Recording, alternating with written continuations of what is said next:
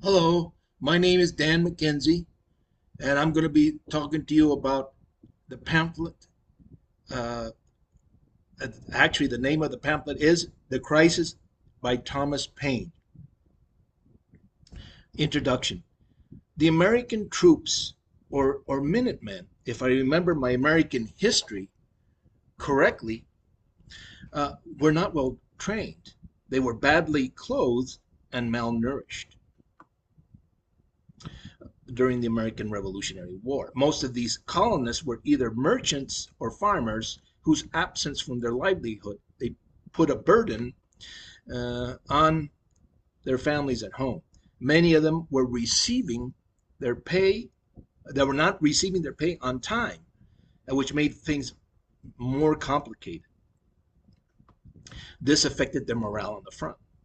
In contrast, the British soldiers were better uniformed, well fed, and professionally trained to fight for King George III in different colonies around the globe.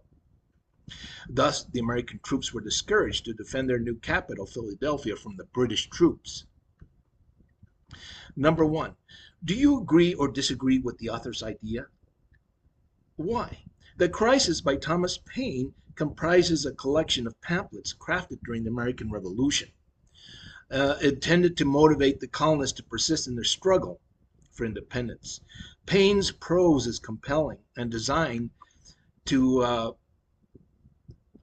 garner their support for the revolutionary movement, especially in challenging circumstances. The following is an analysis of the inaugural and most renowned pamphlet, The Crisis Number One, which was released in December of 1776. These are the times that try men's souls. This is the opening line of Paine's pamphlet, and it immediately sets a serious and somber tone.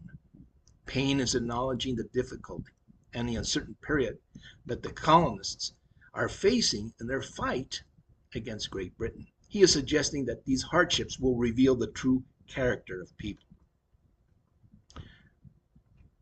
The next quote, which is, "The summer soldier and the sunshine patriot will, in the crisis, shrink from the service of our country, but that he stands it now deserves the love and thanks of a man and woman."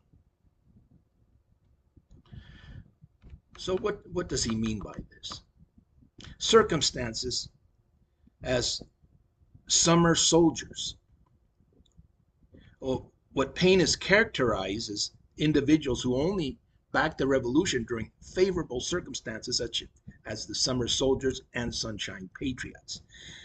He asserts that genuine patriots are those that persist in their struggle even in challenging times. Is this individual who is ultimately gains the respect and appreciation of everyone.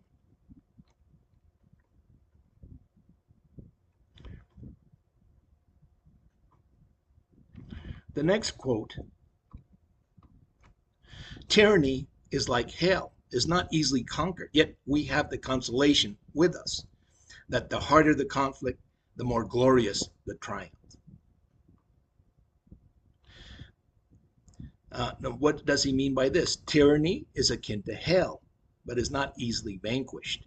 This implies that tyranny characterized by oppressive and unjust governance is exceptionally challenging to overcome, much like hell, which represents an enduring and tormenting experience.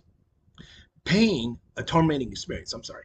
Paine recognizes that the battle against tyranny, specifically British domination over American citizens, will not be straightforward. It demands significant effort, time, and sacrifice to dismantle such a formidable and entrenched power. Yet we find solace in this, in spite of this arduous nature of the struggle. Paine provides a source of comfort to the populace, the understanding that there is a reward for striving for justice. This solace lies in belief that the more intense the struggle, the more glorious and fulfilling the eventual victory will be. The greater the conflict, the more magnificent the triumph, Paine essentially conveys that the challenges faced in the fight enhance the significance and reward of the victory. Should the colonists succeed in overcoming such a dominant oppressive force, tyranny, their acknowledged will be all the more remarkable as it will demonstrate the strength, the resilience, and dedication to freedom.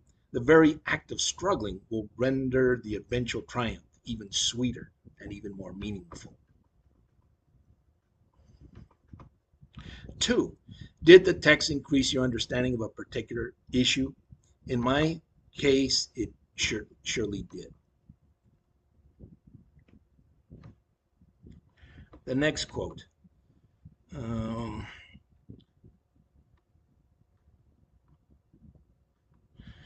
Neither have I so much of the infidel in me as to suppose that he has relinquished the government of the world and given us up to the care of devils, as I cannot see on what grounds the King of Britain can look up to heaven to help against us a common murderer, a highwayman, of house breaker, has a great pretense as he. This quotation exemplifies that Paine's fervent and persuasive approach aimed to uniting the colonists by portraying their conflict as a principal battle against oppression. It forms a component of his larger assertion that the British monarch is behaving unjustly and that the colonies have the rightful claim to seek independence. So in this passage, Paine expresses that he does not hold such as atheistic view or consider himself as an infidel, as to think of God has forsaken the world and allowed malevolent forces, termed devils, to dominate humanity. He dismisses the notion of God has ceased to oversee the world, thereby exposing individuals to a tyranny of wicked leaders. So what Paine contends is that given the belief that God has not forsaken the world, there is no justification for King George III to anticipate a divine assistance in his oppression of the American colonies.